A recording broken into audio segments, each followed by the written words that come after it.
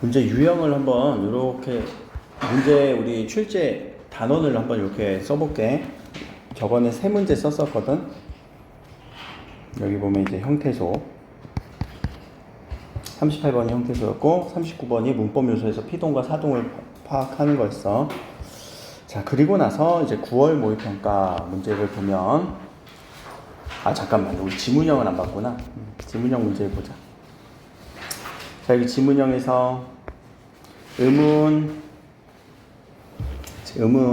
그리고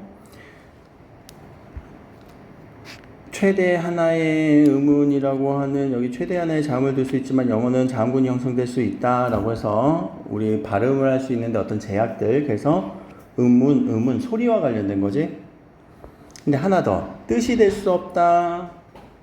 뜻은 우리가 형태소를 얘기하는 거잖아. 요거만 빨리 체크해봐. 근데 형태소를 물어보는 척 하지만 형태소가 아니라 형태소와 형태소가 만나는 경계, 형태소와 형태소가 만나는 경계에서 발음이 결정된다. 이거는 의문의 변동을 얘기하는 거지. 그래서 이 파트가 의문 파트와 의문의 변동 파트야. 의문의 변동 파트. 하나 더.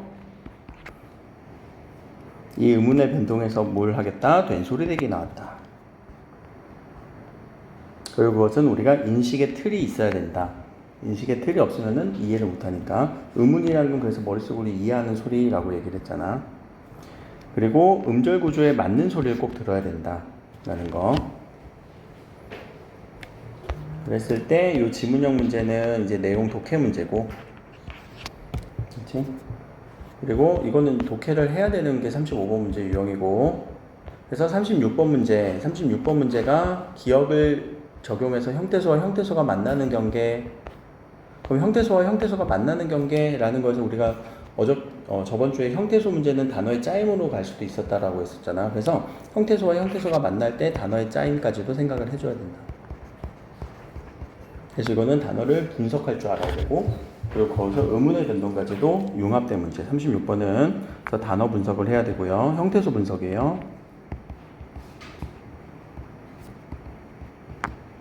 플러스 의문의 변동까지. 결과적으로 의문의 변동 문제다라고 생각하면 돼. 그럼 이렇게 우리가 나왔는데, 자, 9월 갑시다. 9월.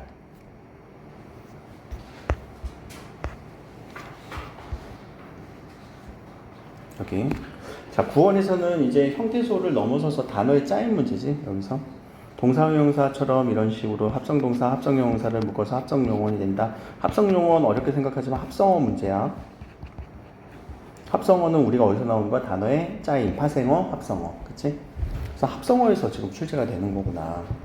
그래서 그런 것도 우리가 분석을 할 때 구성적 측면을 분석한다. 이거 단어를 분석하는 거. 그래서 직접 구성 요소 분석이라고 얘기를 해.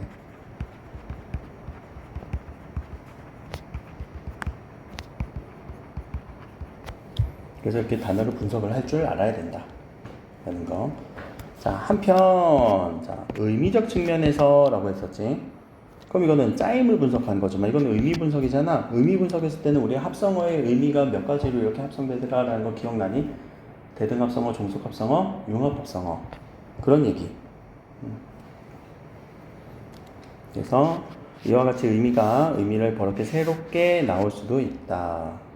이게 융합합성어. 그래서 여기서는 대등, 종속, 융합, 합성어에 대한 개념을 바로 설명하는 게 아니라 이렇게 예를 들면서 설명을 한 거지. 근데 우리는 읽으면서 합성어 얘기네, 대등합성어 얘기네, 종속합성어 얘기네, 융합합성어 얘기네. 그런데 하나 더 여기서 필수 부서를 요구하는 경우가 있다. 이게 이제 어떤 특이사항, 특수한 독해 문제로 가겠지. 이걸 평소에 우리는 알고 있지는 못해요. 안 알아도 돼요. 독해를 준 거니까. 그래서 이걸 읽고 나서 여기 이렇게 독해를 하시면 되는 거고. 그래서 요 A의 여기 구성 요소 의미도 생각해봐. 그리고 필수 부사도 있는지 봐봐. 라고 해서 합성어의 의미 관계, 합성어를 댔을 때 의미 관계, 형태소 간의 의미 관계라고 해서 합성어 파트에서 문제가 나왔네. 그렇죠? 합성어. 그럼 합성어는 어디서 나온 거냐면 형태소 파트고, 그리고 단어 파트에서 나오는 거죠. 단어 파트의 형태소의 합성어에서 나오는 거죠. 합성어 친구 누구? 파생어. 근데 파생어랑 합성어는 거의 결이 다른 애라서 같이 물어보기가 좀 그래. 자, 37번 문제 볼까? 그럼 37번 문제는 뭘 물어보는 거냐면, 여기서 시제 높임, 높임, 문법 요소 파트지? 용언의 어간 어미. 그래서 얘도 문장 파트에서 문법 요소예요. 그리고 시제 높임. 요 파트다. 라는 거 기억을 해놓고. 자, 시제 파트 나왔고, 높임 파트 나왔고, 우리가 6월달에 요 문법 요소 파트에서 뭐 나왔었지? 34, 5, 6, 7, 8. 해본 문제. 피동, 사동. 요거 우리가 그 개념 지도는 아직 연습 안 하고 이미 들으면 알지 무슨 파트인지는. 그치? 근데 개념 지도 자체가 팍 펼쳐져야 되거든. 근데 그 연습을 엄청나게 해야 된단 말이야. 알겠지? 그럼 자, 시제 높임 파트는 이제 나왔네. 6월달에 피동, 사동 나왔네. 그럼 야, 문법 요소 파트가 이제 나올 거면 어느 영역이 남아있는지 혹시 알아? 문법 요소 파트에서 우리가 들어가는 7개 영역이 있거든. 첫 번째는 종결 표현, 두 번째 시제 표현, 세 번째 높임 표현, 네 번째 피동 표현, 다섯 번째 사동 표현, 그리고 인용 표현, 부정 표현. 안 써도 돼. 들어는 맞잖아. 어느 파트 남았어? 종결 표현과 부정, 인용 파트가 남았단 말이야. 그럼 출제할 수 있는 요소, 수능에서 뭐가 출제될까? 한다면 그 남은 세 개가 출제되겠지. 그럼 궁금하니까 우리 빨리 가서 수능 한번 보고 오자. 나도 궁금하다.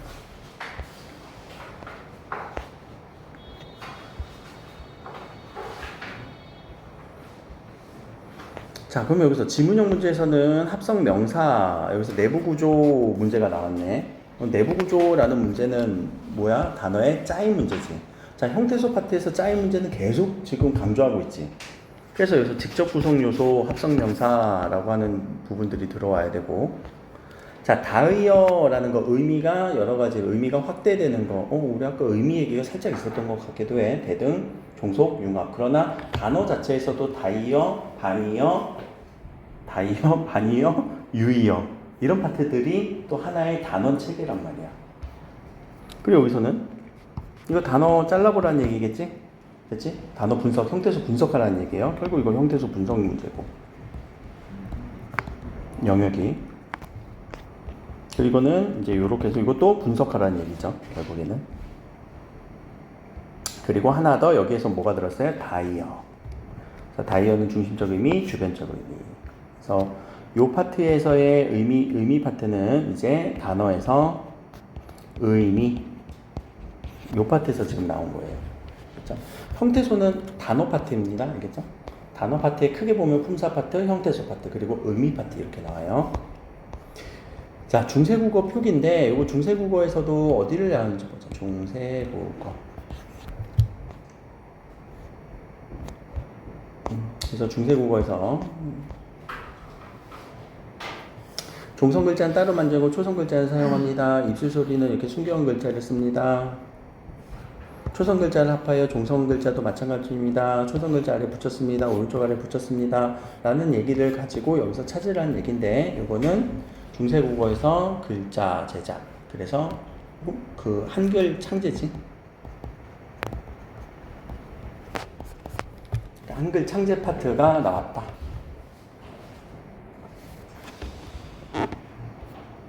중세국어에서 유일하게 단독으로 움직일 수 있는 파트예요. 그럼 다른 파트들은요, 현대국어랑 비교하는 파트거든. 자, 38번. 된소리 대기 나왔네. 그럼 된소리 대기는 우리는 무슨 파트? 의문에서 의문의 변동.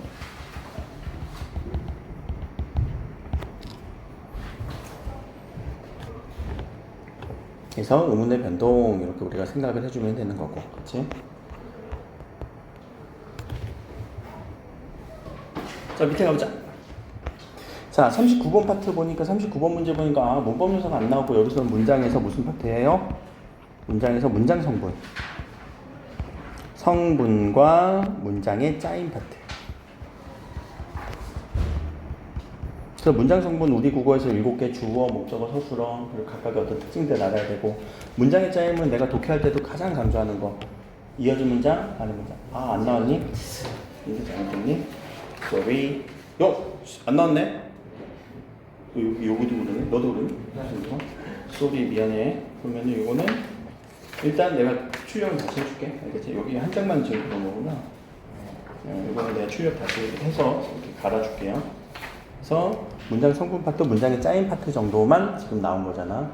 그럼 이거는 앞에 생각을 한번 해보자. 화면 보면서 6월달에 우리 9월달에 뒤에 거 안 봤으니까 뒤에 거 한번 보자. 9월달 문제에서 9월달 38번.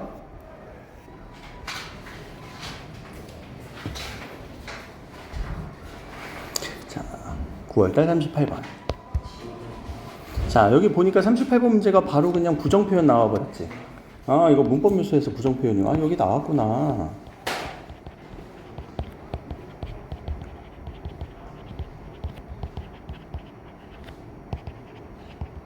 그치? 문법요소에서 부정표현. 그럼 이제 더 이상 문법요소에서 낼 게 별로 없어. 종결 아니면 인용인데. 근데 인용은 우리가 문장의 짜임으로도 낼 수 있단 말이야. 인용절을 나눈 문장. 그럼 일반 종결 표현에서는 우리가 의문형, 의문문 요 정도밖에 나올 게 없어요. 그리고 밑에서 표준 발음법 나오네. 표준 발음법은 뭐랑 생각을 해야 된다? 이거는 의문의 변동이에요. 표준 발음법 자체는 의문의 변동과 연결이 있는 거야. 그래서 표준 발음. 그럼 이거는 뭐야? 기역, 디귿, 비읍은 요거 앞에서 요 소리로 내세요. 무슨 화? 비, 화. 알겠지? 비음화. 그리고 이제 비음화된 거 찾으세요.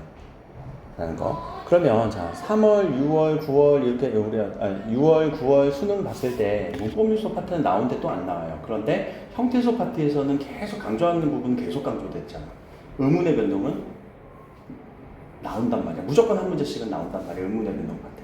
그럼 어디를 우리가 강조해서 공부를 해야 되고 확실하게 잡아야 되는지는 알겠지? 자, 그리고 나서 잠깐만 내가 이거 출력해 올 때 여기에 우리 매체 문법 문제 있다는 거 알죠? 한 문제.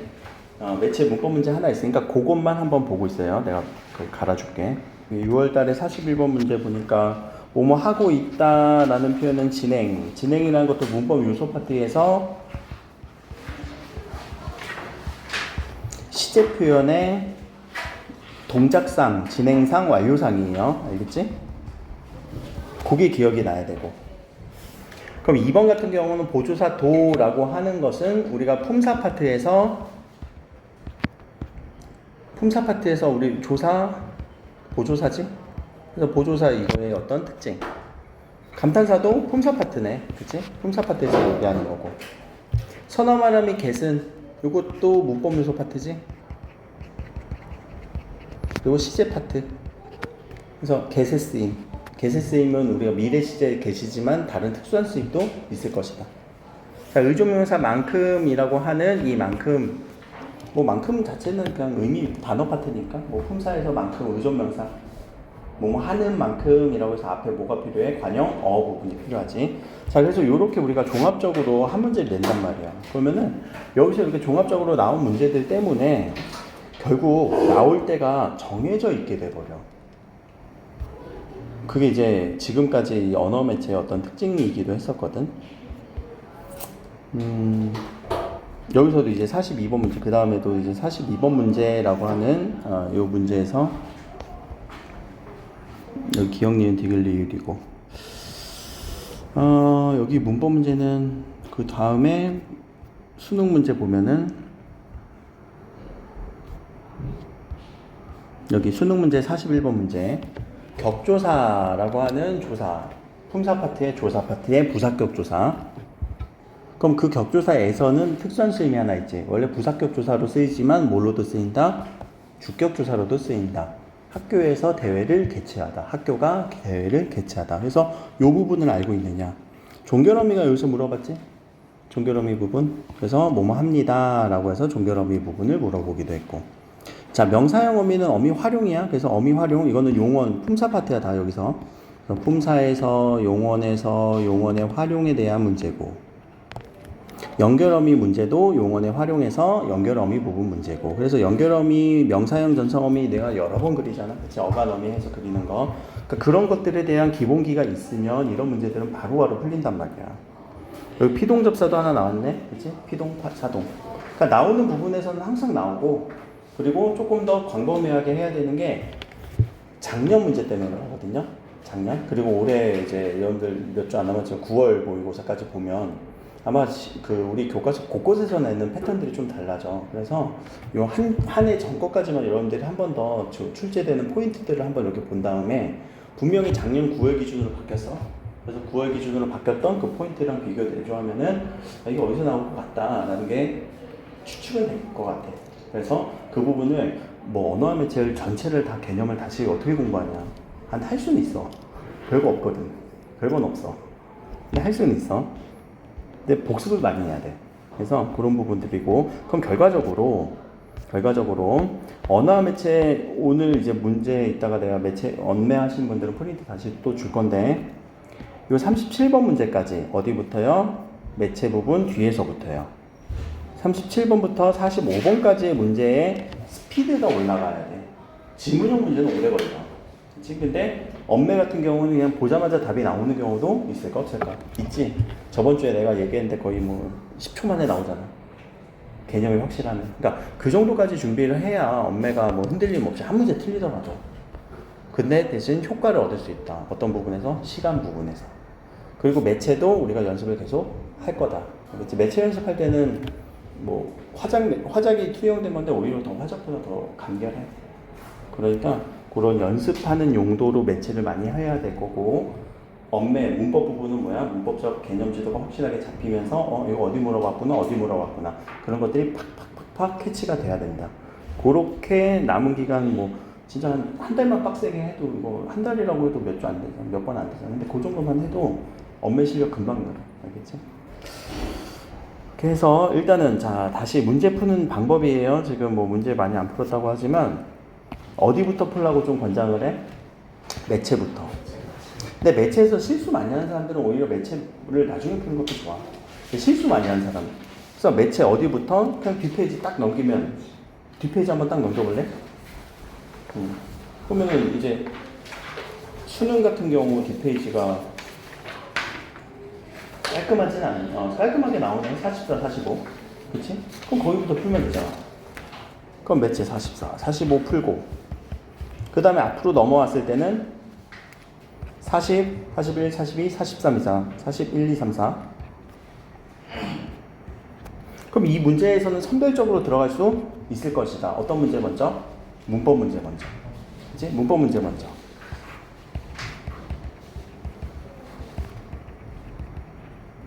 그리고 매체 특징 물어보는 거 있거든? 그래서 매체 특징 물어보는 거 이런 식으로 먼저 좀 풀고, 그 다음에 내용 읽으면서 풀어야 되는 거 두 문제가 남을 거니까 그걸 한번 풀어보시고, 그 다음에 30, 4, 5, 6, 7, 미안해, 거꾸로 가야지. 이게 40, 39, 38 이렇게 푸는 게 더 낫겠지? 그치? 야, 맞냐, 순서? 그리고 앞으로 넘어오면 이제 37번까지 푸시면 이건 지문형 문제가 아니니까. 그래서 여기까지 걸리는 시간을 계속 측정해보라는 얘기예요. 지문형이 생각보다 오래 걸릴 때가 있어. 무슨 개념인지 모를 때가 있어. 그러면은 일단은 독서 이후로 빼도 되고. 그럼 거기까지 시간이 보통 10분에서 12분 걸릴 거란 말이야. 근데 12분도 많이 걸리는 거예요. 10분 안팎으로 왔다 갔다 해. 여기서 플러스 마이너스야. 이러면은 언매 분명히 그냥 당연히 해야지. 그럼 10가지 풀었을 때 몇 문제 못 풀었어? 2문제. 그치? 그러면 9문제 풀었는데 몇 분 지났어? 10분 지났지. 그럼 화작 푼 친구들은 분명히 다 풀 거란 말이야. 몇 문제? 11문제. 몇 분 걸려? 15분 플러스 마이너스 걸릴 거란 말이야. 그치? 또는 15분이면 소수야. 17분 플러스 마이너스 걸린 경우 있어. 글 안 읽히잖아? 20분까지도 가. 이게 편차가 되게 심하단 말이야. 문제 난이도 때문에. 근데 언매는 그런 편차가 있을 게 별로 없다. 그래서 언매가 안정적으로 나올 수는 있어. 알겠지? 근데 대신 복습, 그리고 문제 의도, 그리고 접근 방식 명확하게 우리가 생각하는 방법, 그런 연습을 계속 할 거니까 이제 학교에 단축 수업 안 한대? 그런 얘기 없어? 알았어. 조금 더 빨리 와야 되는데. 아니 뭐 나중에 뭐 주중에 한 번씩 하던가 우리 만나서. 알겠지? 그거는 얼마든지 시간 내서 할 거니까 시간만 내줘. 알겠죠? 그래서 오늘 거는 이제 2020 요게 2022년도에 본 거잖아. 그래서 이따가 드릴 거는 2021학년도 1년도에 시행했던 거. 그래서 2022학년도 거를 드릴 테니까 그걸 어떻게 풀어보라고? 요렇게 순서대로 이렇게 풀어서 시간, 평균 시간, 그리고 평균 틀린 개수, 그리고 네가 틀렸던, 우리가 틀렸던 영역들이 있을 거란 말이야. 아, 나 형태수 이거 분석 되게 못하네? 이게 나올 거야. 알겠지? 그렇게 해서 우리가 측정을 좀 해보면 어디를 공부해야 되는지 더 파야 되는지 분명하게 나와. 이게 분석이야. 오케이, 여기까지.